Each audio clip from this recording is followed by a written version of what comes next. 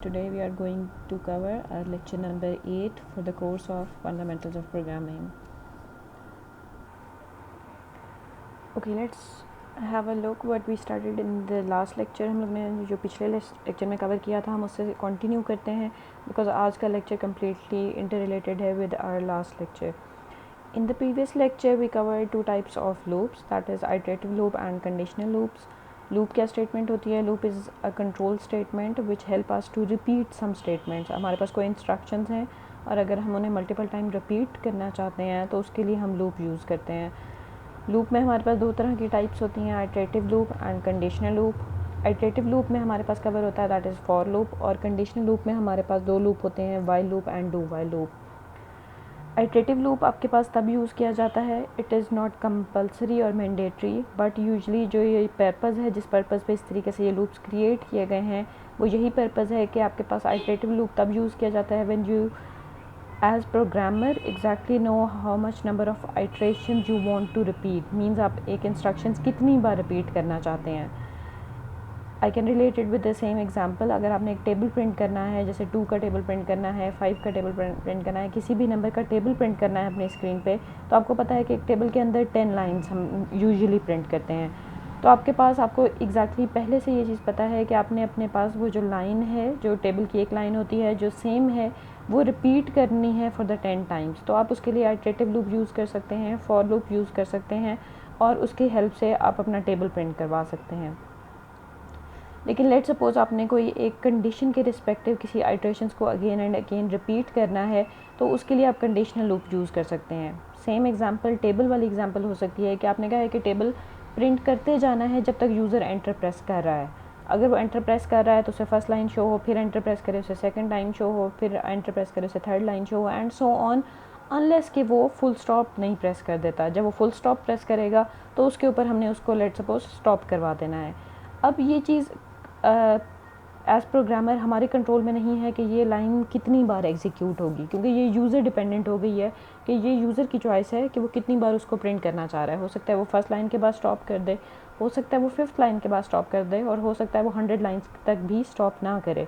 तो इस वजह से इन लूप्स को कंडीशनल लूप्स कहा गया है, because they are depending on the condition with respect to execution of your program. ये प्रोग्राम के हम किस तरह से करते हैं कि जब भी आपने किसी चीज़ को रिपीट करना है, बार बार चलाना है, तो आपने उसकी काउंटिंग करनी होती है. आपसे जैसे फॉर एग्जांपल मैं कहती हूँ कि आपने 10 टाइम स्टार प्रिंट करने हैं, तो आप 10 टाइम स्टार्स कैसे प्रिंट करेंगे? यू प्रिंट 1 स्टार, आप एक स्टार प्रिंट करेंगे और काउंटिंग कर लेंगे 1, फिर 2, 3. अब अपने बैक ऑफ द माइंड आप ज़रूर उसकी कोई ना कोई काउंटिंग करते जाएंगे ताकि आपको पता चल सके कि आपका 10 टाइम कंप्लीट हो गया है. बिल्कुल उसी तरीके से यहाँ लूप्स में भी हमें अपने पास कुछ काउंटर्स क्रिएट करने पड़ते हैं. चाहे वो काउंटर स्क्रीन पे डिस्प्ले ना हो रहे हों, चाहे वो काउंटर का आउटपुट से कोई ताल्लुक़ ना हो, वो सिर्फ़ और सिर्फ प्रोग्रामर के लिए होंगे कि आपके पास वो सिर्फ काउंटिंग में हेल्प करेंगे कि 1 टाइम इंस्ट्रक्शन रन हो गई है, 2nd टाइम इंस्ट्रक्शन रन हो गई है, 3rd टाइम इंस्ट्रक्शन रन हो गई है, एंड सो ऑन. तो हमें इन लूप्स के अंदर काउंटर्स क्रिएट करने पड़ते हैं जो हमारे पास इन आइटरेशंस को काउंट करने में हेल्प करते हैं, जो हमारी कंडीशनल लूप्स में कंडीशंस को वेरीफाई करने के लिए हेल्पफुल होते हैं. तो आपके पास इन काउंटर्स की बहुत इंपॉर्टेंस है, बिकॉज विदाउट काउंटिंग हमें आइडिया नहीं हो सकता कि हमारी इंस्ट्रक्शन कितनी बार रन हो चुकी है.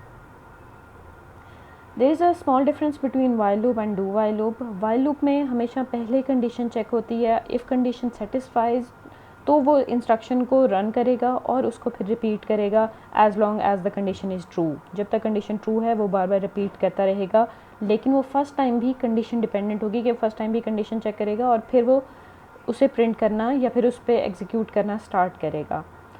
बट इफ़ वी नो कि हमने कोई भी काम एक दफ़ा तो ज़रूर करना है, and after doing it for the first time, उसके बाद हमने चेक करना है कि हमें दोबारा करने की ज़रूरत है या नहीं है, तो उसके लिए हम डू वाइल लूप यूज़ कर सकते हैं.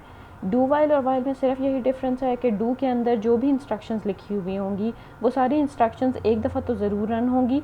आफ्टर 1 टाइम एग्जीक्यूशन आपका कंपाइलर, आपका कंप्यूटर चेक करेगा कंडीशन को. कंडीशन डिपेंड करता है, कुछ भी हो सकती है. अगर वो कंडीशन ट्रू है तो वो डू वाला काम दोबारा करेगा, और अगर कंडीशन ट्रू नहीं है तो वो काम को रिपीट नहीं करेगा और आपका प्रोग्राम नेक्स्ट एग्जीक्यूशन की तरफ मूव कर जाएगा. इन लूप्स की बहुत ज़्यादा इंपॉर्टेंस है when you want to deal a large amount of data. जब आप ज़्यादा डाटा को डील करने की बात करेंगे तो इन लूप्स के बगैर हमारा गुजारा नहीं होगा। जैसे अगर आपके पास एक नंबर पे के रिस्पेक्टिव मैंने एक नंबर का स्क्वायर प्रिंट करना है तो इट्स ईजी, मैं एक नंबर का स्क्वायर एक वेरिएबल में रख सकती हूँ और उसको आराम से प्रिंट कर सकती हूँ। लेकिन लेट्स सपोज आपने 20 नंबर्स लेने हैं और 20 नंबर्स का स्क्वायर सेव करना है, तो आपको कितने वेरिएबल्स क्रिएट करने पड़ेंगे? आपको 40 वेरिएबल्स क्रिएट करने पड़ेंगे, या फिर क्योंकि 20 आपके वेरिएबल्स होंगे जिनमें नंबर होंगे और 20 वो वेरिएबल्स होंगे जिनमें उनके स्क्वायर्स होंगे, और आपको 20 टाइम्स आपको बार बार वो उनके लिए स्क्वायर की इंस्ट्रक्शंस लिखनी पड़ेंगी क्योंकि हर वेरिएबल का नाम ही डिफरेंट होगा। इस तरह की प्रॉब्लम्स को सॉल्व करने के लिए जो हमें डेटा स्ट्रक्चर्स प्रोवाइड किए जाएंगे, उन डेटा स्ट्रक्चर्स के ऊपर काम करने के लिए मस्ट वी नीड लूप्स, हमें लूप्स की ज़रूरत पड़ेगी क्योंकि हम लोगों ने सिमिलर डाटा के ऊपर बार बार same type of the functionality perform करनी होगी। आपके पास डाटा जहाँ वन डायमेंशनल हो सकता है, जैसे 20 नंबर्स, 40 नेम्स, 30 मार्क्स, कुछ भी इस टाइप के आपके पास डाटा हो सकता है। इसी तरीके से समटाइम आपके पास डाटा डिफरेंट डायरेक्शंस में चला जाता है। डिफरेंट डायरेक्शंस का क्या मतलब है? जैसे टेबुलर डाटा, जैसे मैट्रिक्स का डाटा। आप अपने मैथ में मैट्रिक्स के क्वेश्चन सॉल्व कर रहे हैं तो मैट्रिक्स के अंदर क्या है कि आपके पास डिफरेंट रोज़ हैं, डिफरेंट कॉलम्स हैं। कभी आपने डायगोनल रो लेनी होती है, कभी आपने कोई सेकंड रो लेनी होती है, कभी थर्ड रो को एग्जीक्यूट करना होता है। तो आपके पास मैथ में इस टाइप के डिफरेंट प्रॉब्लम्स आते हैं। सिमिलरली जब आप आगे चल के इमेज प्रोसेसिंग पढ़ेंगे तो image is nothing but numbers. आपके पास जितने इमेजेस होते हैं वो सिर्फ नंबर्स होते हैं in different multiple directions. X axis और वाई एक्सिस में कुछ नंबर्स होते हैं, उन नंबर्स की कुछ कलर्स की फॉर्म में रिप्रेजेंटेशन होती है जो कंबाइन होके हमें एज इमेज शो हो रही होती है। जब आप इमेज प्रोसेसिंग करने लगेंगे, आप image processing in future in the senior semester आप इमेज प्रोसेसिंग में काम करना चाहेंगे, तो उसमें आपके पास सारा का सारा डाटा डिफरेंट मल्टीपल डायरेक्शंस में होगा। आपके पास कुछ रोज़ होंगी, कुछ कॉलम्स होंगे, आप उसमें से कुछ पर्टिकुलरली कुछ ऐड इन्फॉर्मेशन ऐड करना चाहेंगे, कुछ सब्ट्रैक्ट करना चाहेंगे। सो आपके पास जब इस टाइप का डाटा होगा, you need to work on multiple directions of the data. कि आपने सिर्फ एक लाइन में लिखा हुआ डाटा हैंडल नहीं करना, आपके मल्टीपल लाइन्स में मल्टीपल डाटा है, आपने उसको हैंडल करना सीखना है। Whenever you need to work on multiple directions of your data, then you need nested loops. Nested loops क्या होते हैं वो आज के लेक्चर में हम कवर करेंगे। So let's start our today's lecture. हम अपना आज का लेक्चर स्टार्ट करते हैं और हमारे आज के लेक्चर का एजेंडा है that is nested loops. Nested loops में हमारे पास कौन कौन से लूप्स होते हैं? That is nested for loop and nested while loop. हम नेस्टेड फॉर लूप को पहले कवर करेंगे बिकॉज हम आइटरेटिव लूप्स की पहले बात कर रहे हैं, and then we will go to the nested while loops के अगर नेस्टेड व्हाइल लूप्स हों तो वो कैसे काम करते हैं। First start with the definition what actually nested loop is. Nested loop होता क्या है? Whenever you have one loop within another loop, then it is called nested loop. जब एक लूप के अंदर दूसरा लूप आप लिखेंगे, एक लूप की बॉडी के अंदर आप एक और लूप क्रिएट कर देंगे तो उसको नेस्टेड लूप कहा जाएगा। फॉर के अंदर आपने एक और फॉर क्रिएट किया हुआ है, then it is nested for loop. If you have different, for example while loop के अंदर वाइल लूप क्रिएट किया हुआ है, then it is nested while loop. और इस तरीके से आप डिफरेंट लूप्स क्रिएट कर सकते हैं। First of all we need to understand the working of the nested loops के नेस्टेड लूप कैसे काम करते हैं। Before moving to the working of your nested loops, first we to know कि actually में आपके पास नेस्टेड लूप से पहले भी लूप के लिए हमारे पास क्या चीज़ें इसेंशियल हैं जो हमें ज़रूरत हैं। The most important thing is your loop names और there your controller names. That is loop के अंदर जो आइट्रेशन को काउंट करने के लिए आपने काउंटर बनाया हुआ है उसके लिए आपने एक नेम सजेस्ट करना है। That can be I, that can be A, that can be line number और कैन बी एनीथिंग जिसको आप यूज़ करेंगे एज योर वेरिएबल नेम, जिसको आपके पास लूप वेरिएबल जिसको आप कहा जाता है, आप वो लूप वेरिएबल का नाम रखेंगे। सबसे पहले आपने उसके लिए क्या करना है, आपने उसको इनिशियलाइज़ करना है कि आपने उसको स्टार्ट करना है कि ये काम हमने कितनी दफ़ा रिपीट करना है, राइट। तो हमने उसको स्टार्टिंग पॉइंट देना है कि मैंने 1 से काउंटिंग शुरू करनी है, मैंने 0 से काउंटिंग शुरू करनी है, या किस नंबर से काउंट स्टार्ट करना है। Third most important thing is the condition. क्या वो कंडीशन है जिसको चेक करके आपका लूप रिपीटेडली एक काम करेगा। वो condition with respect to your condition is going to be with respect to your logic, कि आपकी लॉजिक के मुताबिक आपने एक चीज़ कितनी रिपीट करनी है, तो आप उसके रिस्पेक्टिव को ऐसी वहाँ पे कंडीशन में लॉजिक क्रिएट करेंगे कि जब तक आप आपके पास रिपीट करना चाह रहे हैं कंडीशन ट्रू रहे, और जब आप उसको स्टॉप करना चाह रहे हैं तो आपकी कंडीशन फॉल्स हो जाए। फॉर आफ्टर ईच आइट्रेशन, जब भी ये काम कंप्लीट हो जाए तो आप क्या करते हैं, अपना काउंटर इंक्रीमेंट या डिक्रीमेंट कर देते हैं। तो आपके पास बहुत ज़्यादा थर्ड चीज़ या फोर्थ चीज़ आपके पास जो इंपॉर्टेंट है, दैट इज़ योर इंक्रीमेंट और डिक्रीमेंट ऑफ योर काउंटर, कि आप अपने काउंटर को इंक्रीज़ करेंगे या डिक्रीज़ करेंगे। हमारे पास ये बेसिक पार्ट है एक फॉर लूप के अंदर, आपके कंट्रोल के अंदर ये बेसिक पार्ट है जो हमें हर लूप के अंदर रिक्वायर्ड होता है। इनको यूज़ करते हुए अब हम देखते हैं कि किस तरीके से एक नेस्टेड लूप वर्क करेगा। Before going to the application of your nested loops, के नेस्टेड लूप कहाँ यूज़ किए जाते हैं, किस लिए यूज़ किए जाते हैं, first we need to understand the working of these nested loops, कि एक्चुअली ये नेस्टेड लूप काम कैसे करते हैं। हम इसकी फंक्शनैलिटी को अंडरस्टैंड कर लेते हैं taking some example. Let suppose मैं एक लूप क्रिएट करती हूँ for int i is equal to, start किया विद द ज़ीरो। मैं ज़ीरो से स्टार्ट कर रही हूँ क्योंकि इन फ्यूचर हमने एरेज़ पढ़नी है, और एरेज़ के लिए हमेशा हमें काउंटिंग ज़ीरो से शुरू करनी होगी, वन से स्टार्ट नहीं करनी होगी। उसके पीछे रीज़न क्या है वो जब हम एरेज़ को कवर करेंगे मैं उसके ऊपर आपको डिटेल से उसको एक्सप्लेन करूँगी, लेकिन अभी सिर्फ हम एज अ एग्जांपल ले रहे हैं कि हमने लेट सपोज अपना काउंटर ज़ीरो से स्टार्ट किया है। So it started from zero. हमने अपने काउंटर का नाम रखा आई और उसको इनिशियलाइज़ कर दिया है ज़ीरो के साथ। Now first what we have to do is the condition. Second part होता है इसका कंडीशन अप्लाई करना। हमने अपना लूप कब तक इसको रन करना है। लेट्स टेक एन एग्जांपल, हम 10 टाइम्स रन करना चाह रहे हैं। If we are going to start from the zero, तो ज़ीरो से कहाँ तक आपके 10 काउंटिंग कंप्लीट हो जाएगी, यस एग्जैक्टली 9 तक। तो इसका मतलब है हमने अपना लूप 9 तक रन करना है, because it is starting from zero. अगर 1 से स्टार्ट कर रहे होते तो 10 तक ये जाता, और क्योंकि हम 0 से स्टार्ट कर रहे हैं तो अब ये 9 तक जाएगा। सो हमारी कंडीशन कब तक ट्रू रहेगी, जब तक आई लेस देन और इक्वल टू 9 है। या फिर आप इसको इस तरीके से भी लिख सकते हैं कि इट इज़ लेस देन 10, मतलब 10 कंसीडर नहीं होगा, सिर्फ 10 से लेस तक कंसीडर होगा। इट मीन्स 9 तक ये कंसीडर हो जाएगा। So i is equal to 0, i is less than 10 and i plus plus. हमें फॉर ईच आइट्रेशन इंक्रीमेंट कर देना है, फर्स्ट 0, फिर इंक्रीमेंट होके 1, फिर इंक्रीमेंट होके 2 एंड सो ऑन। तो ये इंक्रीमेंट होता जाएगा। We created the body of our for loop, हमने अपने फॉर लूप के लिए एक बॉडी क्रिएट कर दी। हमने लूप क्रिएट किया और लूप के अंदर एक बॉडी क्रिएट कर दी। अगर मैं इसके अंदर कोई भी इंस्ट्रक्शन लिखूँगी तो मुझे पता है कि वो इंस्ट्रक्शन कितने टाइम्स रन होगी, यस एग्जैक्टली 10 टाइम्स रन होगी। चाहे उसमें मैं इस आई को ना यूज़ करूँ, ये आई सिर्फ मेरा काउंटर है जो काउंटिंग में हेल्प कर रहा है।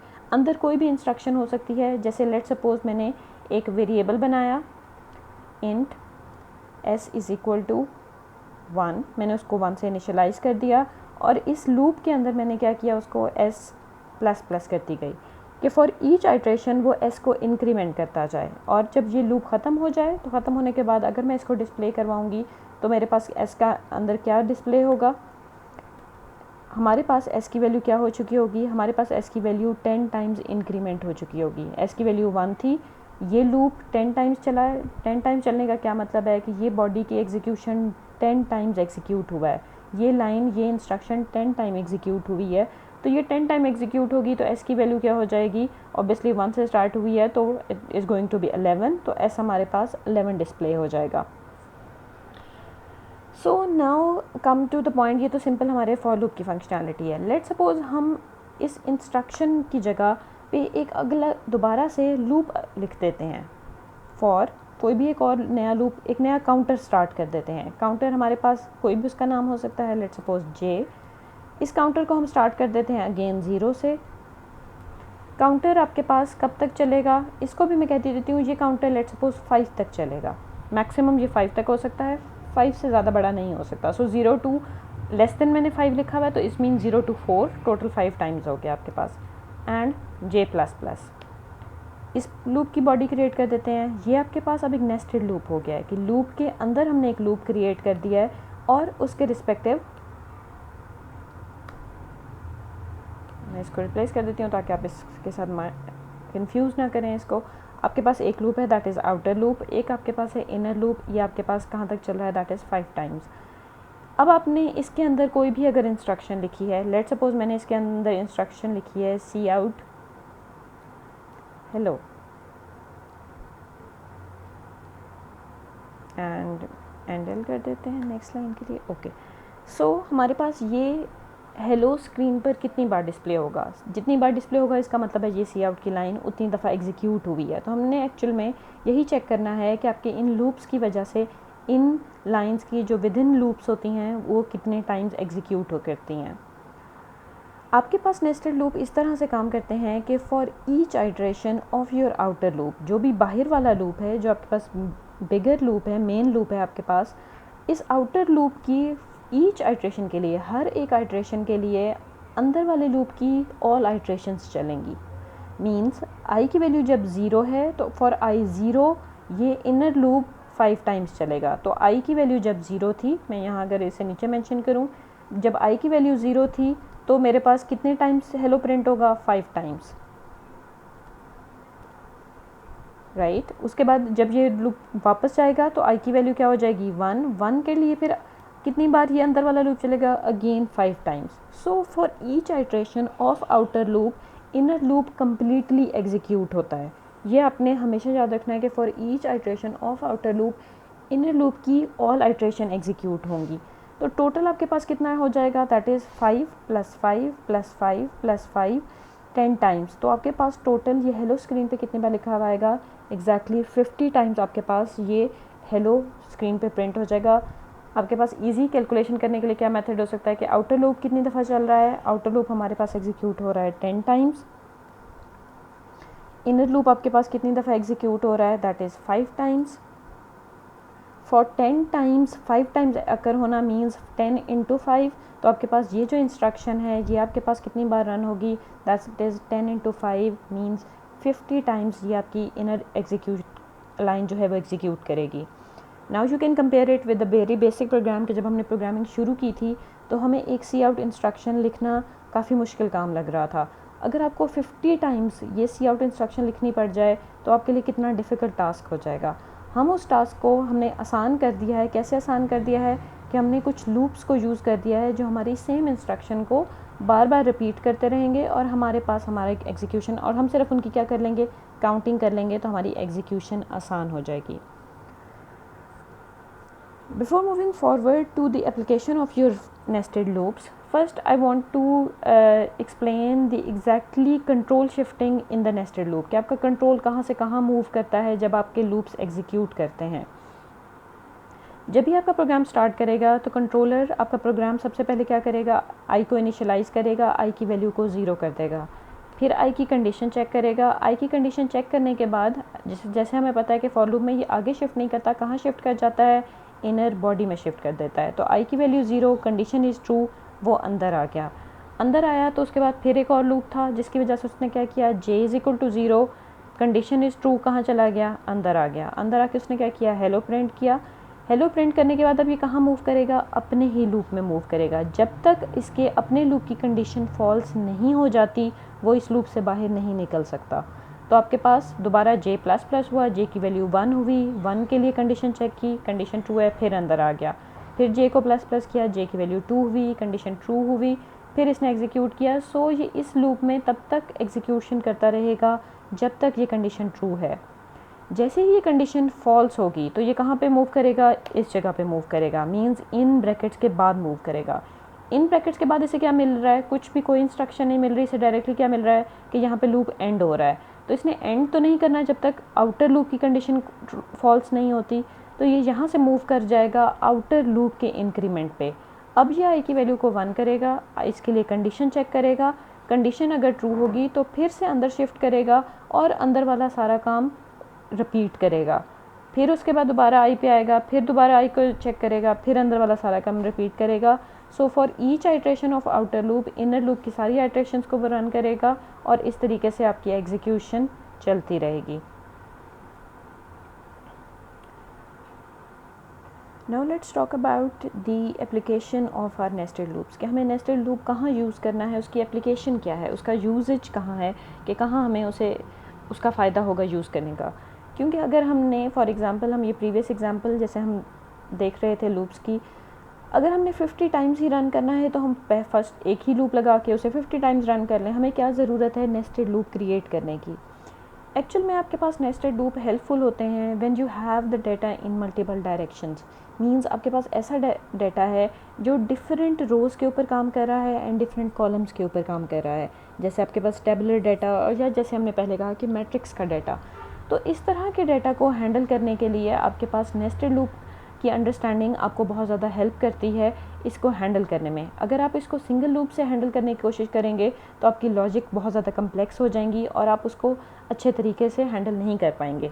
आप करना चाहें बिल्कुल कर सकते हैं। हम एक सिंगल लूप के थ्रू भी एक मैट्रिक्स का डाटा, एक सिंगल लूप के थ्रू इस टाइप का कोई भी डाटा हैंडल कर सकते हैं। लेकिन देन हमें काफ़ी ज़्यादा अपने पास ये कुछ कैलकुलेशंस करनी पड़ेंगी कि कब एक रो ख़त्म हो गई है, कब दूसरी रो शुरू हुई है, कब एक कॉलम ख़त्म हो गया है, कब दूसरा कॉलम शुरू हुआ है। तो ये सारी कैलकुलेशन हमें करनी पड़ेंगी जो हमारे प्रोग्राम को काफ़ी ज़्यादा कम्प्लेक्स बना देंगी। उस कम्प्लेक्सिटी से बचने के लिए हमारे पास सोल्यूशन क्या हो सकता है कि हम नेस्टेड लूप्स की हेल्प लें और नेस्टेड लूप हमारे पास इस चीज़ को हैंडल करने में हमें हेल्प दे। आपके पास लेट सपोज ये डाटा है। हम फर्स्ट इस एप्लीकेशन से स्टार्ट करते हैं, इस एग्जांपल से स्टार्ट करते हैं कि लेट सपोज ये आपके पास डाटा है और आपने इस डाटा को हैंडल करना है।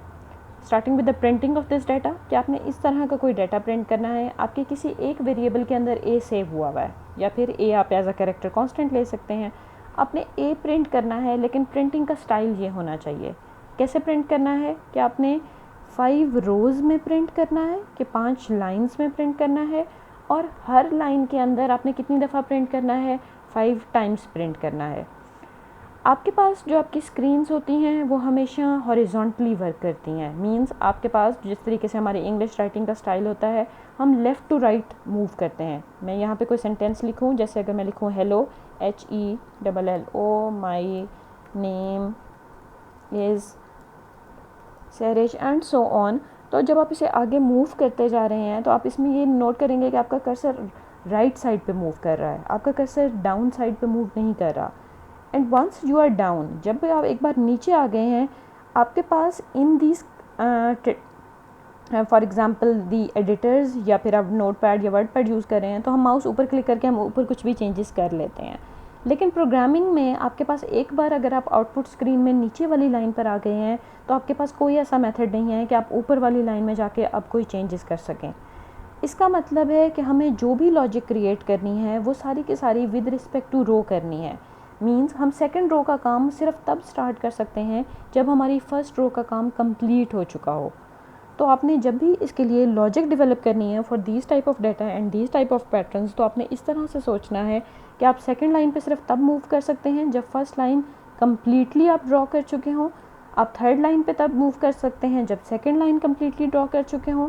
आप फोर्थ लाइन पे आपकी लॉजिक तब आपको लेकर जाए जब थर्ड ड्रॉ कर चुके हों। एंड सिमिलरली आप फिफ्थ लाइन का काम तब शुरू करेंगे जब आप फोर्थ लाइन का काम कंप्लीट कर चुके हों। तो इसका मतलब है कि हमें जो भी फंक्शनैलिटी बनानी है, जो भी लॉजिक बनानी है, वो विद रिस्पेक्ट टू रोज़ बनानी है। हमें 1 बाय 1 एक एक रो के ऊपर काम करना है, और फॉर ईच रो हमें उसके बाद देखना है कि उसके अंदर कितने कॉलम्स हैं या हमें उसके अंदर क्या परफॉर्मेंस देनी है। So let's start with the rows. हमारे पास इस डाटा के अंदर कितनी रोज़ हैं? 5 रोज़ हैं। 1 row, second row, third row, fourth row and 5 row. 5 lines हैं, मीन्स 5 रोज़ हैं। तो हम सबसे पहले अपने पास एक लूप क्रिएट करेंगे जो हमारे पास रोज़ के लिए हेल्प आउट करेगा। हमारे पास रोज़ हैं 5, तो आपका लूप का काउंटर बस ऐसा होना चाहिए जो 5 टाइम्स रन करे। क्योंकि हमारा काउंटर अंदर डिस्प्ले तो ए होना है, उसका इस 1 2 से तो कोई ताल्लुक नहीं है, ना हमने 1 शो करना है ना 0 शो करना है। तो आपकी बस टोटल काउंटर 5 टाइम्स होना चाहिए। That can B from 1 to 5, that can B from 0 to 4, that can B from 5 to 10। कोई भी आपके काउंटर हो सकता है, लेकिन उसकी टोटल काउंटिंग 5 हो रही हो। हम अपने पास 1 से स्टार्ट कर लेते हैं थोड़ी आसानी के लिए। इनिशियली 1 से स्टार्ट किया और हम इसे कहाँ तक मूव करना चाह रहे हैं, जब तक वो इक्वल टू 5 नहीं हो रहा तब तक हमने इसको एग्जीक्यूट करते रहना है। So this is our loop for the rows. हम इसके आगे अपने पास मेंशन कर लेते हैं कि हमारे रोज़ का लूप क्रिएट हो गया। तो हमने ये तो कर दिया कि हमने कोई काम करना है जो 5 टाइम्स रिपीट करना है। तो रेपिटिशन के लिए हमने ये कोड लिख दिया कि कोई काम है, अभी वो काम पे हम नहीं है कि काम क्या है, हम सिर्फ ये पता है कि जो भी काम है वो 5 टाइम्स रिपीट करना है। तो हमने 5 टाइम्स रेपिटेशन का एक लूप लगा लिया। अब हम इसके अंदर आ जाते हैं। अंदर आने का मतलब क्या है कि इसके अंदर आप वो कोड लिखेंगे जो एक रो के अंदर हो रहा है। आप मल्टीपल रोज़ को इकट्ठे एट अ टाइम नहीं सोचेंगे, आप एक एक करके सोच लें। आपके पास एक रो के अंदर क्या हो रहा है, ए प्रिंट हो रहा है, लेकिन कितने टाइम्स प्रिंट हो रहा है, 5 टाइम्स प्रिंट हो रहा है। तो मैंने ए प्रिंट करवाना है लेकिन 5 टाइम्स प्रिंट कराना है। तो इसका मतलब है मुझे एक काम करना है जो ज़्यादा रेपिटेशन है, ज़्यादा टाइम्स अकर होना है। तो उसके लिए हम क्या कर सकती हूँ, मैं यहाँ पे एक और लूप क्रिएट कर लेती हूँ जो मेरे इन कॉलम्स को हैंडल कर रहा है विद इन ईच रो, हर रो के अंदर कॉलम्स को हैंडल करेगा। So we start int j is equal to, इसको भी 1 से स्टार्ट कर देते हैं। अगेन ये लूप भी आपकी काउंटिंग के लिए होना चाहिए, इसका आउटपुट या स्क्रीन से कोई ताल्लुक़ नहीं है। कितनी दफ़ा रिपीट होना है, 5 दफ़ा। तो हमें ऐसा लूप लगाना है जो 5 दफ़ा के लिए काम करे। i is equal to 1, j is equal to 1, j is less than equal to 5 and j plus plus. इसकी बॉडी क्रिएट कर देते हैं। ये हमने इसकी ब्रैकेट्स लगा के इसकी बॉडी क्रिएट कर दी। अब हम लोग एक्चुअल उस वर्क के ऊपर आ चुके हैं कि अब हम लोग इस की बात कर रहे हैं कि एक्चुअल में हमें एक बॉक्स में प्रिंट क्या कराना है। हमें क्या प्रिंट करवाना है, ए। तो हम यहाँ पे लिख देंगे सी आउट ए, और ए के बाद थोड़ी सी स्पेस प्रिंट करानी है तो मैं यहाँ स्पेस भी डाल देती हूँ और उसके बाद सेमीकोलन। क्या मैं हर ए के बाद एक नेक्स्ट लाइन पे चली जाती हूँ, क्या हर ए के बाद एंटर प्रेस हुआ है? नो, ऐसे तो नहीं हुआ। एंटर कब प्रेस हुआ है, जब एक पूरी लाइन कंप्लीट हो जाती है। मींस जो आपके पास अंदर वाला ये काम जो ए की प्रिंटिंग के 5 टाइम ए प्रिंट हो जाता है, उसके बाद आपके पास क्या परफॉर्म होता है, उसके बाद हम नेक्स्ट लाइन पे शिफ्ट कर जाते हैं। मींस रोज़ के लिए ऊपर वाला लूप है, जब एक रो का काम कंप्लीट हो जाता है तो उसके बाद हम कहाँ मूव कर जाते हैं, नेक्स्ट लाइन के ऊपर, endl. So this is our code for printing this pattern जो हम लोग क्रिएट करना चाह रहे थे, जो 5 रोज़ एंड 5 कॉलम्स का था। आउटर लूप हमेशा रोज़ का होगा, इनर लूप हमेशा कॉलम्स का होगा, और हर कॉलम के अंदर जो भी काम करना है वो आप इसकी बॉडी के अंदर एग्जीक्यूट करेंगे, इसकी बॉडी के अंदर लिखेंगे जो भी आप इसके अंदर प्रिंट करना चाह रहे हैं। टोटल हमारे पास ए कितने टाइम्स डिस्प्ले होगा, अगर हम वही काउंटिंग की बात करें, एग्जीक्यूशन की बात करें, तो हमने ये पहले भी देखा था कि हमारे पास ये कितने टाइम्स एग्जीक्यूट करता है। 5 टाइम्स ऊपर वाला है, 5 टाइम्स इनर लूप है, तो 5 × 5 दैट इज़ 25। यहाँ पे भी आप नोट कर लें तो आपने 25 टाइम्स ए प्रिंट हुआ है। मैंने इस प्रोग्राम को एग्जीक्यूट किया और एग्जीक्यूट करके मेरे पास क्या आउटपुट आ रही है, this is my output of my programme. कि मेरे प्रोग्राम की आउटपुट क्या आ रही है, एग्जैक्टली वही कि 5 रोज़ बन रही हैं, हर रो के अंदर 5 कॉलम बन रहे हैं, और हर कॉलम के अंदर क्या डिस्प्ले हो रहा है, ए लिखा हुआ डिस्प्ले हो रहा है विद अ स्पेस, कि एक स्पेस भी साथ डिस्प्ले हो रही है। So this is our required output, कि जब हमने इस तरह का डाटा हैंडल करना है तो हमारे पास हमें रोज़ एंड कॉलम्स हेल्प करते हैं ताकि हम अपने डाटा को अच्छे तरीके से एग्जीक्यूट कर सकें।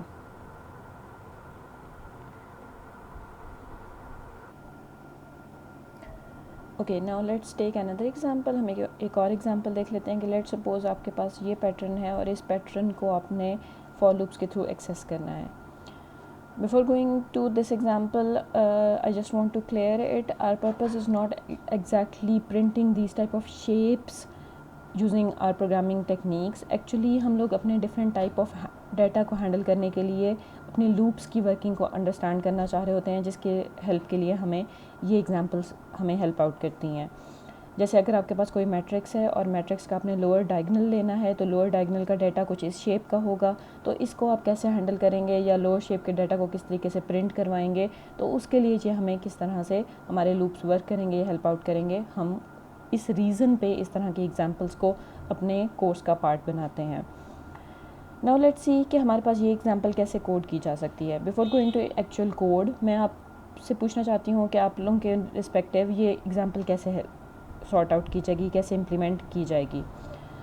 First point is always think about the number of rows, कि कितनी रोज़ हैं आपके पास जिनको आपने हैंडल करना है। सो 1 रो, 2 रो, 3 रोज़, 4 रोज़ एंड 5 रोज़। टोटल हमारे पास नंबर ऑफ़ रोज़ कितनी है, 5।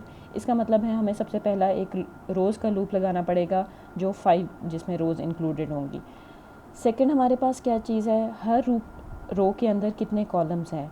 आपके पास हर रो के अंदर कॉलम वेरी कर रहे हैं, कॉलम्स का साइज़ फिक्स नहीं है। इसका मतलब है जो हमें इनर लूप लगाना पड़ेगा, हमें इनर लूप की कंडीशन कोई डायनामिक कंडीशन रखना पड़ेगा। हम उसे एग्जैक्टली नंबर ऑफ़ टाइम्स के लिए नहीं रख सकते, मींस 5 टाइम्स के लिए, 3 टाइम्स के लिए, 2 टाइम्स के लिए नहीं रख सकते। हमें उसके अंदर कुछ वेरिएबल्स को यूज़ करना पड़ेगा उसकी कंडीशन के अंदर, ताकि हमारे पास ये वेरी कर सके। वेरी करने के लिए हमें पहले खुद ही अंडरस्टैंड करना पड़ेगा कि हमारे पास हर रो में किस तरीके से कॉलम्स चेंज हो रहे हैं. सो इन फर्स्ट रो हमारे पास कितने कॉलम्स हैं? Only 1 column. In second row कितने कॉलम हैं? 2 column. In third row 3 columns. In fourth row 4 columns and in fifth row 5 columns. It means our number of columns are dependent or linked with the number of row. First row तो एक column, second row तो 2 column, अगर third row तो 3 columns. इसका मतलब है कि जो हमारा इनर लूप होगा उसकी कंडीशन डिपेंड करती है आउटर लूप पे, क्योंकि आउटर लूप रो को रिप्रेजेंट कर रहा है. So how we can do it? We can do it something like this कि हमने यूज़र से सबसे पहले क्या कर दिया है कि यूज़र से नंबर ऑफ़ रोज़ पूछ लिए हैं. अगर हम इसको भी डायनामिक करना चाहते हैं कि हम 5 रोज़ के लिए फ़िक्स नहीं करना चाहते, तो हम डायनामिक कर सकते हैं कि यूज़र की चॉइस है कि वो 10 रोज़ के लिए करना चाह रहा है, 5 रोज़ के लिए करना चाह रहा है. मीन्स जो आपके पास ये शेप है ये से आगे भी प्रोलॉन्ग करती जाए और कंटिन्यू करवाना चाहें तो हम करवा सकते हैं. 2 रोज़ के लिए बनाना चाहें तो 2 रोज़ के लिए बन जाए, 5 के लिए बनाना चाहें 5 के लिए बन जाए, 500 के लिए बनाना चाहें तो वो 500 के लिए क्रिएट कर दे. तो हम आप इसके लिए भी हमने यूज़र से क्या कर लिया है, यूज़र से इनपुट ले लिया है कि वो कितनी रोज़ क्रिएट करना चाह रहा है. यूज़र ने जितनी भी रोज़ एंटर की हमने 1 से लेकर उतनी रोज़ तक का लूप लगा लिया. आउटर लूप हमारा क्रिएट हुआ, उसकी बॉडी यहाँ से लेकर यहाँ तक हमारे पास बॉडी क्रिएट हो गई. फॉर ईच रो, हर रो के अंदर कितने कॉलम्स प्रिंट करने हैं? जो रो नंबर चल रहा है. अगर पहली रो है तो पहली सिर्फ 1 दफ़ा चलना चाहिए, दूसरी रो है तो सिर्फ 2 दफ़ा, तीसरी रो है तो सिर्फ 3 दफ़ा. तो हम इसको कैसे प्रिंट कर सकते हैं कि हमने जे को स्टार्ट किया 1 से और कहाँ तक चलाया है? जो रो नंबर अभी चल रहा है. अगर अभी 1 चल रहा है तो 1 तक हो जाएगा. अगर अभी आई की वैल्यू 2 होगी तो 2 दफ़ा हो जाएगा. अगर आई की वैल्यू 3 हो जाएगी तो यहाँ वैल्यू 3 आ जाएगी, मीन्स 3 कॉलम बन जाएंगे. और अगर इस यहाँ पे वैल्यू आई की 500 हो चुकी होगी तो यहाँ पे भी 500 आ जाएगा कि मीन्स 500 कॉलम्स क्रिएट हो जाएंगे. तो हमने उतने लूप्स क्रिएट किए. आप आई प्लस प्लस लिखें या प्लस प्लस आई लिखें, लूप्स के अंदर ये बिल्कुल सेम वर्क करते हैं क्योंकि ये इंडिपेंडेंट एंटिटी हैं, इंडिपेंडेंट इंस्ट्रक्शन है, इनके साथ कुछ और मर्ज नहीं हो रहा. तो फ़र्क नहीं पड़ता आप आई प्लस प्लस लिखें या प्लस प्लस आई लिखें. इसके अंदर हमने अब एक्चुअली करना क्या, हमने स्टार्स प्रिंट कराने हैं. तो हमने लिख दिया सी आउट एंड स्टैटिक, साथ कुछ स्पेस प्रिंट करवा दी. अगेन द सेम थिंग कि अगर जब एक लाइन कंप्लीट हो जाए, एक लाइन के सारे कॉलम्स कंप्लीट हो जाएं, inner loop of columns complete हो जाए, तब हमने क्या करवा देना है, एक बैकस्लैश n प्रिंट करवा देना है. मींस ताकि हम स्क्रीन पे नेक्स्ट लाइन पे मूव कर जाएं. तो जब आप इस कोड को एग्जीक्यूट करेंगे तो आपके पास सिमिलरली बिल्कुल इस तरह का आउटपुट आ जाएगा, depending upon the number of rows you entered, कि आपने नंबर ऑफ़ रोज़ कितनी सेलेक्ट की हैं. We can relate this thing with the example. हम इस एग्जाम्पल को थोड़ा एक्सपैंड कर सकते हैं इस तरह से भी कि अगर लेट सपोज़ आपने स्टार्स प्रिंट नहीं करवाने बल्कि आपने क्या प्रिंट करवाना है, अपने वो वैल्यूज़ प्रिंट करवानी है. मीन्स आपने अपने नंबर ऑफ़ कॉलम प्रिंट करवाना है. रो 1 के अंदर पहला कॉलम है 1 प्रिंट करवा दिया. रो 2 के अंदर पहले कॉलम के लिए 1 और दूसरे कॉलम के लिए भी 2 प्रिंट करा दिया. रो 3 के लिए पहला कॉलम, दूसरा कॉलम, तीसरा कॉलम. इसका मतलब है हम कॉलम नंबर प्रिंट करवा रहे हैं. हमारे प्रीवियस कोड के अंदर कॉलम को कौन हैंडल कर रहा था? यस, जे कर रहा था. इसका मतलब है जे के अंदर वो वैल्यू पड़ी है जो हमने प्रिंट करवानी है. तो इस पूरे कोड के अंदर सिर्फ क्या चेंज आएगा कि जहां आप स्टार प्रिंट करवा रहे थे, अब आप उसकी जगह क्या प्रिंट करवा देंगे, जे प्रिंट करवा देंगे. तो आपके पास कॉलम नंबर प्रिंट होना शुरू हो जाएगा स्टैटिक की बजाय. तो आपके पास एग्जैक्टली कौन सा पैटर्न आ जाएगा, ये पैटर्न रिसीव हो जाएगा. Okay, this is now consider this example. एक और एग्जाम्पल ले लेते हैं जो काफ़ी इसके सिमिलर है लेकिन अपेरेंटली बिल्कुल अपोजिट फील हो रही है. कि आपके पास किस तरीके से हो रहा है, आपने सोचना लॉजिक बिल्कुल उसी तरीके से बनानी है जैसे आप पहले बना रहे थे. नंबर ऑफ़ रोज़ कितनी है, हर रो के अंदर कॉलम कितने हैं. नंबर ऑफ़ रोज़ आपके पास कितनी है, 5. 1 2 3 4 5 5 रोज़ हैं. पहली रो हमेशा ऊपर वाली होती है, उसके बाद दूसरी नीचे होती है, तीसरी आपके पास सो ऑन. तो आपके पास 5 रोज़ हैं. हर रो के अंदर कॉलम कितने हैं, फर्स्ट रो के अंदर 5 हैं, सेकंड के अंदर 4 हैं, थर्ड के अंदर 3 हैं, 2 हैं, 1 है. मीन्स डिक्रीज़ हो रहे हैं, कम होते जा रहे हैं. आपके पास हम लोगों ने यही प्रोग्राम जब हमने इसके अपोजिट में बनाया था तो हमने किस तरीके से अपने कॉलम्स को हैंडल किया था कि जो रो नंबर चल रहा है वही कॉलम कर दें.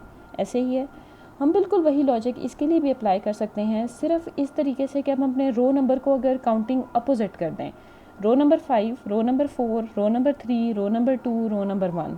5 4 3 2 1, हमने काउंटिंग ही करनी है 1 2 3 4 5। अगर हम उसको अपोजिट कर दें तो भी वो 5 टाइम्स रहेगा, 5 4 3 2 1।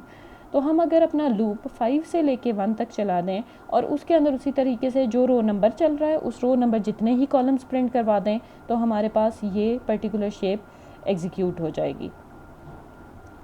सो वी कैन क्रिएट इट कि हम अपना रो स्टार्ट कर दें किससे, कि कितनी टोटल रोज़ बनानी है उस रो नंबर से, कहाँ तक लूप के लेके जाएं, फाइनली वो 1 रो तक जाएगा। और हम इंक्रीमेंट करने के बजाय इसको डिक्रीमेंट कर देते हैं कि वो हर दफ़ा एक रो नंबर कम करता जाए। उनके अंदर जो आपके पास कॉलम है, कॉलम ऑब्वियसली इंक्रीज़ हो रहे हैं, column 1 column 2 column 3 column 4 column 5, तो उसको हमने नॉर्मल इंक्रीमेंट में रहने दिया है कि 1 से लेकर अभी जो रो नंबर अभी चल रहा है उस रो नंबर जितने तक आप कॉलम को प्रिंट करवा दें और स्टैरिक्स प्रिंट करते जाएं। और जब आपके एक रो का काम कंप्लीट हो जाए तो एंडल कर दें, मीन्स नेक्स्ट लाइन पे चले जाएं, तो आपके पास ये पर्टिकुलर शेप प्रिंट हो जाएगी।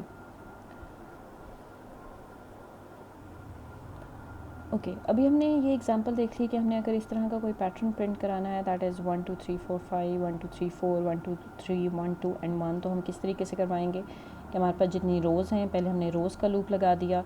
रोज़ हमने इस बार काउंटिंग सिर्फ अपने लिए आसानी के लिए हमने रिवर्स कर दी है, क्योंकि हमें फ़र्स्ट टाइम 5 वैल्यू चाहिए, अगली टाइम 4 टाइम वैल्यू चाहिए, अगली दफ़ा 3 वैल्यू चाहिए। तो हमने रो नंबर्स को 5 4 3 2 1 के लिहाज से काउंट करवा लिया है कि 5 से स्टार्ट किया है, 1 तक उसे लेके जा रहे हैं और डिक्रीमेंट करते जा रहे हैं फॉर ईच रो। और हर रो के अंदर जो रो नंबर चल रहा है वहाँ तक के हमने कॉलम्स को प्रिंट करवा दिया है, और कॉलम का जो भी नंबर करंटली चल रहा है हमने उसको डिस्प्ले करवा दिया है। तो आपके पास पर्टिकुलरली ये एक डिस्प्ले आउटपुट आ जाता है, that is 1 2 3 4 5 and so on. इसी प्रोग्राम को अगर हम इसमें थोड़ी सी चेंजेस करके चेक कर लेते हैं just to play with it कि हमारे पास क्या डिफरेंस आएगा। जे हमने कॉलम नंबर प्रिंट करवाया हुआ है, अगर मैं इसकी जगह आई लिख देती हूँ, मैं रो नंबर प्रिंट करवा देती हूँ, तो मेरे पास आउटपुट स्क्रीन पे क्या आएगा? Any guesses? ओके हम देख लेते हैं। हम इसको अगर ड्राई रन करें तो हम ड्राई रन करके चेक कर लेते हैं कि हमारे पास आउटपुट क्या आनी चाहिए।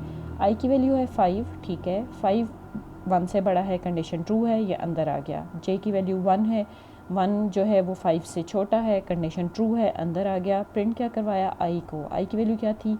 5, तो इसका मतलब है फर्स्ट टाइम वो क्या प्रिंट करवाएगा? That is 5। उसके बाद उसने जे को इंक्रीमेंट किया, जे के लिए कंडीशन 2 होगी, 2 भी 5 से छोटा है, अंदर आया। प्रिंट जे को नहीं करवाया, किसको प्रिंट करवाया? आई को। आई की वैल्यू तो अभी तक 5 है, क्योंकि जब तक पहली रो चल रही है आई की वैल्यू 5 ही रहेगी, तो ये सारे कॉलम्स के अंदर आई की value means row number print कराता रहेगा, तो हमारे पास 5 5 5 5 प्रिंट हो जाएगा। जब ये 5 पूरे प्रिंट करवा लेगा तब ये आप इस इनर लूप से बाहर निकलेगा, इनर लूप से बाहर निकल के आई की वैल्यू को डिक्रीमेंट करेगा, आई की वैल्यू हो जाएगी 4, 4 भी 1 से बड़ा है, फिर अंदर आ गया। तो उसने फिर उसके बाद यहाँ पे कंडीशन चेक की, 4 प्रिंट करवा दिया, 4 4 एंड 4। देन सिमिलरली जब वो नेक्स्ट पे डिक्रीमेंट करके आएगा तो उसकी वैल्यू 3 हो चुकी होगी, तो वो रो नंबर प्रिंट कराएगा 3, फिर उसकी डिक्रीमेंट हो चुकी होगी 2 एंड फाइनली वो 1 प्रिंट करा देगा। तो अगर आपके पास ये पैटर्न चाहिए तो सिर्फ हमें अपने प्रोग्राम में क्या चेंज करना पड़ा है, हमें कोई लूप्स चेंज नहीं करने पड़े। पहले हम कॉलम नंबर प्रिंट करवा रहे थे और अब हमने रो नंबर प्रिंट करवा दिया है, तो उसके रिस्पेक्टिव हमारी आउटपुट चेंज हो गई है। जो हम देख लेते हैं, मैंने इसको रन किया है, एग्जीक्यूट करने से मुझे क्या आउटपुट मिली? येस एग्जैक्टली मेरे पास सेम आउटपुट आ गई है, दैट इज़ 5 4 3 2 एंड 1। तो आपके पास थोड़ी सी बिल्कुल माइनर सी चेंजेस करने की वजह से आपकी आउटपुट बिल्कुल डिफरेंट हो सकती है। आपने अपने इन नेस्टेड लूप्स को बहुत ज़्यादा केयरफुली यूज़ करना है, बिकॉज इसमें हर एक छोटी से छोटी वैल्यू, हर एक छोटी से छोटी कंडीशन आपके प्रोग्राम को कम्प्लीटली चेंज कर सकती है। लेट सपोज मैंने यहाँ पे लगाई हुई है value that is greater than, मैं अगर गलती से इसको लेस देन लगा देती हूँ तो मेरा प्रोग्राम एग्जीक्यूट ही नहीं करेगा। इट्स नॉट लाइक कि कोई एरर आएगा, कोई एरर नहीं आएगा, लेकिन मेरा प्रोग्राम का ये लूप एग्जीक्यूट ही नहीं करेगा। क्यों? क्योंकि फ़र्स्ट टाइम ही कंडीशन फॉल्स हो जाएगी, कभी वो अंदर ही नहीं जाएगा और डायरेक्टली बाहर आके प्रोग्राम को एंड कर देगा। तो आपका प्रोग्राम बिल्कुल भी, मैंने इसको रन किया है और मेरी नीचे आउटपुट स्क्रीन गायब हो गई है, क्योंकि इस आउटपुट स्क्रीन पर कुछ भी डिस्प्ले नहीं हो रहा। तो इस वजह से आपने जो भी लॉजिक्स लगानी है, अगर डिक्रीमेंट लगा रहे हैं तो उसके लिहाज से आपकी कंडीशन भी चेंज होगी, कहाँ से स्टार्ट करना है, कहाँ एंड करना है, डिक्रीमेंट करना है, इंक्रीमेंट करना है। नेस्टेड लूप है, नेस्टेड लूप के अंदर फिर आप जो डिस्प्ले करवा रहे हैं वो रो को यूज़ करते हुए करवा रहे हैं या कॉलम को यूज़ करते हुए करवा रहे हैं। आपने अपनी ये पूरी लॉजिक बहुत केयरफुली क्रिएट करनी है। Now let's start with our while loop. हमने फॉर लूप को काफ़ी हद तक देख लिया, नेस्टेड फॉर लूप को भी हमने चेक कर लिया कि फॉर लूप के अंदर फॉर लूप होगा तो वो कैसे काम करेगा। आप as a experiment, as a learning process आप फर्दर अपने लूप्स को भी नेस्ट कर सकते हैं। मींस आपके फॉर लूप के अंदर, बॉडी के अंदर फॉर लूप है और उसकी बॉडी के अंदर फिर अगर आपने फॉर लूप अप्लाई किया हुआ है तो आपका प्रोग्राम कैसे एग्जीक्यूट करेगा या कैसे रन करेगा। उसकी application in the cubical form of data है। जैसे अगर आपके पास कोई 3 डायमेंशनल डाटा है, X axis, Y axis and Z axis, उस तरह के डाटा को अगर आपको कभी फ्यूचर में हैंडल करना पड़ेगा then you are going to need those 3 times nested loop or the 4 dimensional data 4 times nested loop. But for now we move to the next loop, that is while loop. हम while loop की तरफ move करते हैं कि अगर आपके पास while loop है और उसको हमने नेस्ट करना है तो वो कैसे होगा।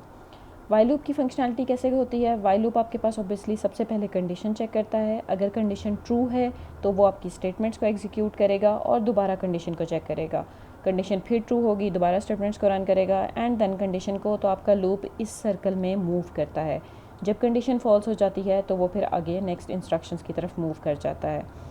आपके पास इसका सिंटेक्स क्या होता है, वाइल की ब्रैकेट्स के अंदर आप कोई भी कंडीशन लिख सकते हैं एंड देन उसके बाद वाइल की आपके पास एंगल ब्रैकेट्स उसकी बॉडी क्रिएट करने के लिए, और उसके अंदर जो भी आपके पास लिस्ट ऑफ स्टेटमेंट्स है वो सारा का सारा आप यहाँ मेंशन कर देंगे।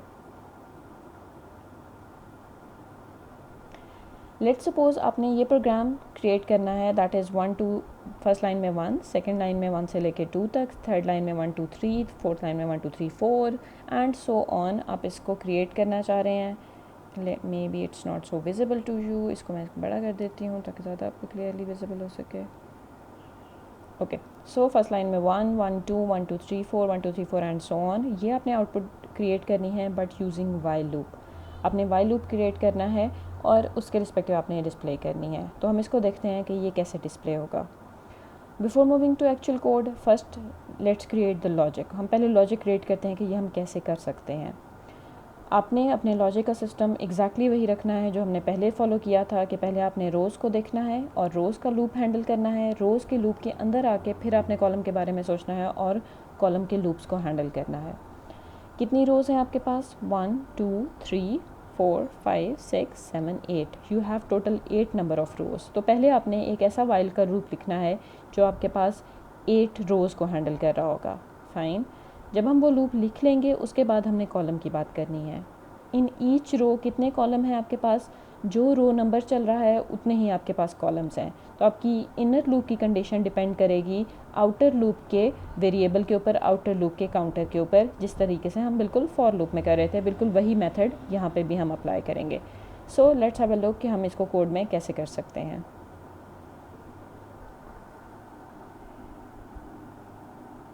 सो this is the output we want to create using while loop. हम वाइल लूप को यूज़ करते हुए ये पर्टिकुलर आउटपुट क्रिएट करना चाह रहे हैं जिसमें different rows and different columns हैं। सबसे पहले जैसे हमें पता है कि हमने रोज़ को हैंडल करना होता है, और तो हम सबसे पहले वो लूप क्रिएट कर देते हैं जो हमारी रोज़ को हैंडल कर सके। How many number of rows we have 8 number of rows, तो हमें 8 रोज़ के लिए लूप क्रिएट करना है। सो फर्स्ट हम सबसे पहले, क्योंकि वाइल लूप में आपके पास जो भी काउंटर होता है वो पहले इनिशियलाइज़ करना पड़ता है, तो हम पहले इनिशियलाइज़ कर देते हैं इंट। रो के लिए हम आर रख लेते हैं, row is equal to initialize कर देते हैं 1 से। उसके बाद हमारे वाइल की कंडीशन आ जाती है, वाइल जब तक row is less than equal to, किसके इक्वल नहीं हो जाता, 8, जब तक लेस देन इक्वल टू 8 है तब तक वो ये काम करता रहे। और क्या काम करता रहे, उसके लिए हमारे पास डिफरेंट कुछ इंस्ट्रक्शंस होंगी, वो हमें कॉलम वाइज हैंडल करनी है। तो वो कोड अभी हम छोड़ देते हैं और एंड पे हमें क्या करना होता है, जब एक रो का काम कंप्लीट कर लेते हैं तो हमें रो को इंक्रीमेंट करना होता है।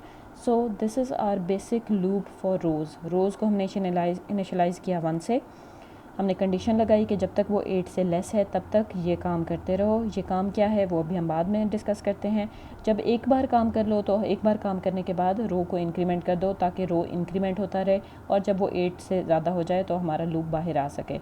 अगर हम रो प्लस प्लस नहीं करेंगे, रो को कभी चेंज नहीं करेंगे, तो वो हमेशा रो नंबर 1 रहेगा, और वो 1 रहने की वजह से हमेशा लूप ट्रू रहेगा। तो आपका ये इनफाइनाइट लूप बन जाएगा।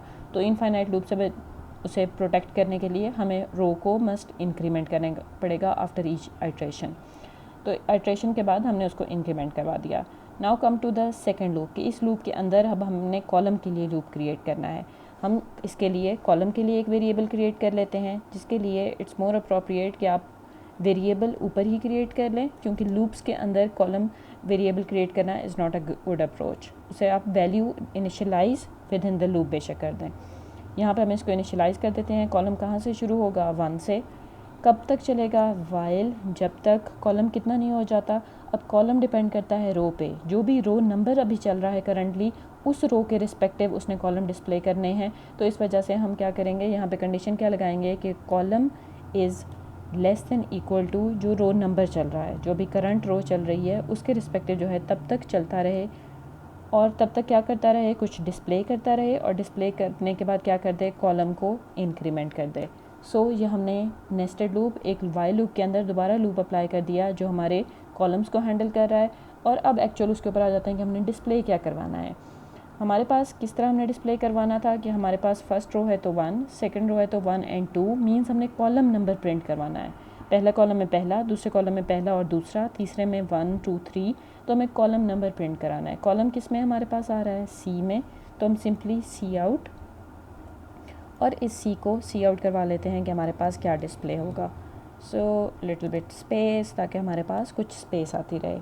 जब एक रो का काम कंप्लीट हो जाए तो रो इंक्रीमेंट से पहले हमें एक और चीज़ भी करनी है। वो क्या करनी है? हमें एंडल डिस्प्ले करवाना है। तो हम लिख देंगे cout and endl. So our code is complete. हमारा कोड यहाँ पे कंप्लीट हो गया। इसको मैं, ताकि आपको क्लियरली पूरा स्क्रीन पे नज़र आ सके, मैं थोड़ा शॉर्ट कर देती हूँ। ये आपकी ब्रैकेट्स कंप्लीट हो गई। So this is your main के अंदर आपने रोज़ एंड कॉलम्स के लिए 2 वेरिएबल्स इनिशियलाइज़ कर दिए। रोज़ 1 से स्टार्ट की, कब तक चलाएं? जब तक 8 नहीं हो जाती। हर रो के अंदर कॉलम 1 से शुरू किए, कब तक चलाए? जो भी रो नंबर अभी चल रहा है वहाँ तक चलाए, और उसके अंदर हमने उतने टाइम कॉलम्स को प्रिंट करवा लिया। So let's have a look कि हमारे पास आउटपुट क्या आती है इसकी।